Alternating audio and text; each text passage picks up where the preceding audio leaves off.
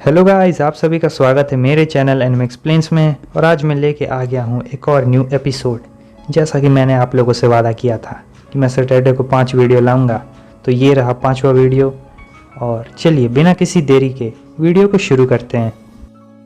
Episode की शुरुआत में हम देखते हैं फोनिक्स और उसकी टीम बॉस पर हमला करने जा रही होती है, लेकिन तभी किंग और उसकी आर्मी वहाँ पर आ जाती है और इसकी आर्मी की लीडर इसकी बड़ी बहन होती है। बॉस कहता है, ओह तो तुम मेरी मदद करने के लिए यहाँ पर आ गई, तुम ली कंट्री की काफ़ी लॉयल हो। वो कहती है कि तुम ये मत समझो कि हम तुम्हारी सेवा कर रहे हैं।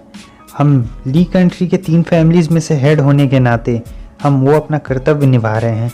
बॉस सोच रहा होता है, जैसा कि तुम्हारी डॉटर से एक्सपेक्टेड था, तुम दोनों बिल्कुल एक ही तरह हो। शैंगोंग तुम्हारी बेटी तुम्हें ज़रा भी निराश नहीं करने वाली है। उस वक्त तुम भी हमारे साइबोर्ग प्रोजेक्ट में एक हिस्सा थे। नहीं, अगर दूसरे शब्दों में कहा जाए तो बिना तुम्हारी कमाल की थ्योरीज और उन सुपर टेक्निक्स के कारण ये साइबोर्ग प्रोजेक्ट कभी कंप्लीट नहीं हो पाता। और तुम उस वक्त मेरे स्पेशल ट्रीटमेंट को भी नहीं करवाते थे ताकि तुम छुपके से अपने जीन्स को मॉडिफाई करवाओ। वो अपने जीन्स को बहुत ज़्यादा ताकतवर बनाने के चक्कर में कुछ ज़्यादा ही आगे कर बैठे ताकि उनका फ्यूचर सेल्फ कुछ ज़्यादा ही, जो आने वाला कल है उनका वंशज, वो ज़्यादा ताकतवर बन सके। और इसके वजह से उन्होंने बहुत सफ़र किया और उन्हें बहुत दिक्कतों का सामना भी करना पड़ा। उन्होंने अपनी जीन में लाइट का इस्तेमाल किया था, इसलिए किंग के पास लाइट की पावर है। और फिर उसके बाद ये दोनों बच्चे आए और ये बहुत ज़्यादा ताकतवर निकले। और अब इसका नतीजा ये हुआ है कि तुम्हारी ये क्लैन सबसे ताकतवर क्लैन बन चुकी है और कोई भी इस क्लैन के आसपास नहीं आ सकता है। ओ शैंगोंग, तुम्हें भी ये देखना चाहिए था। तभी किंग बॉस से पूछता है, क्या रॉज और ज़ैवेंग भी यहीं पर हैं? बॉस कहता है, ओह तो तुम भी यहाँ पर सिर्फ रॉज के लिए आए हो। उसकी सिस्टर सोच रही होती है, ये हमेशा दूसरों से पंगे लेने की कोशिश करता रहता है। जब पिछले बार ये उस बच्चे रॉज से हारा था, इस बार इसने अपने घुटनों पर बैठकर मुझसे माफ़ी मांगी है और कहा है कि प्लीज़ मुझे बहुत हार्ड ट्रेनिंग करवाओ ताकि मैं अपने स्पिरिचुअल वेपन को बाहर निकाल सकूं। किंग लगातार अपनी सिस्टर के साथ 1-on-1 फाइट कर रहा था, जिसके कारण उसकी स्ट्रेंथ भी बहुत ज़्यादा बढ़ गई।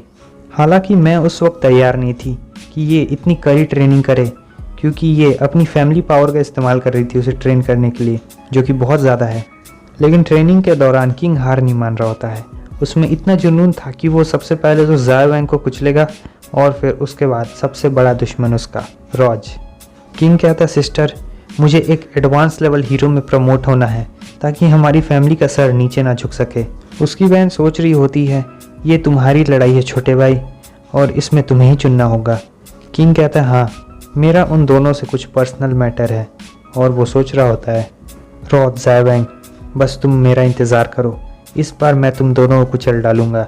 सीन चेंज होता है, हमें फोनिक्स को दिखाया जाता है। वो कहता है कि चिंग शैंग की अभी पूरी आर्मी यहाँ पर नहीं आई है। तभी वो ग्रैंडपा कहते हैं, भले ही हमें उनसे कोई भी डर नहीं है, लेकिन वो तादाद में बहुत ज़्यादा हैं और हम 5 उन्हें ऐसे नहीं हरा सकते। वो हरे बाल वाला कहता है, हाँ आपने बिल्कुल सही कहा, ये अजीब से साइबॉक्स बहुत सारे हैं। तभी वो नाइट वाला हीरो वहाँ पर आ जाता है। वो कहता है, ये काफ़ी खतरनाक लड़ाई होते जा रही है फोनिक्स, हम तुम्हारे ऑर्डर्स का इंतज़ार कर रहे हैं। फोनिक्स उससे कहता है, मैं ऑर्डर्स पहले ही दे चुका हूँ, हमें इन सभी को ख़त्म करना है। इधर हमें किंग की बड़ी बहन को दिखाया जाता है।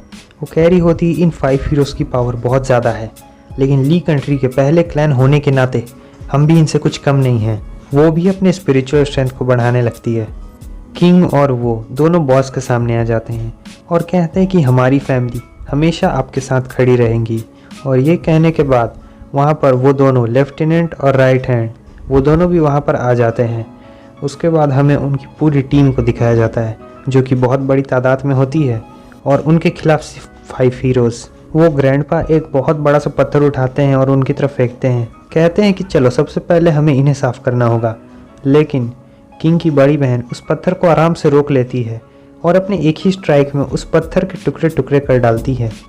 पिंक हीरो कहती है, लड़की थोड़ा आराम से पेश आओ।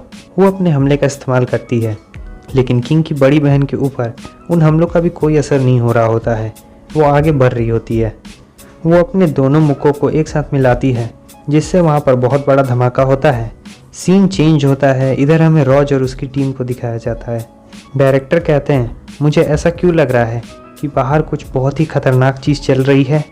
रॉज रुक जाता है और कहता है हमें सबसे पहले ज़ावैंग को ढूंढना होगा और जो भी हमारे सामने आएगा हम उसे छोड़ेंगे नहीं।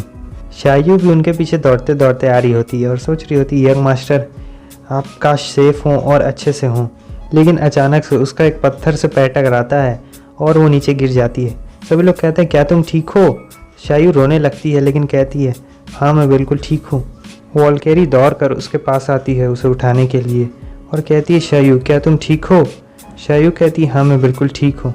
वॉल्केरी उससे कहती है शायू तुम्हारी बॉडी अभी बहुत ज़्यादा कमज़ोर है। शायू कहती है हाँ मुझे पता है लेकिन मैं बिल्कुल ठीक हूँ। रॉज शायू के पास आता है, वो उसके सर पर हाथ रखते हुए कहता है तुम्हें आराम करने की ज़रूरत है। वॉल्केरी सोच रही होती है मैं तो ये बिल्कुल भूल ही गई कि रॉज के पास ये भी पावर है कि वो अपनी स्पिरिचुअल एनर्जी को ट्रांसफ़र कर सकता है। अभी शायू बहुत कमज़ोर है, अगर वो थोड़ी सी स्पिरिचुअल एनर्जी उसमें ट्रांसफ़र कर दे तो वो बिल्कुल ठीक हो जाएगी। लेकिन थोड़ी देर ही उसके सर पर हाथ रखने से हम देखते हैं शायू को कुछ होने लगता है। तभी ड्रैगन आता है और रॉज को रोक लेता है। हम देखते हैं इतनी सी ही देर में शायू फिर से बेहोश हो जाती है। ड्रैगन कहता है रॉज तुम्हारी पावर स्पिरिचुअल एनर्जी नहीं है।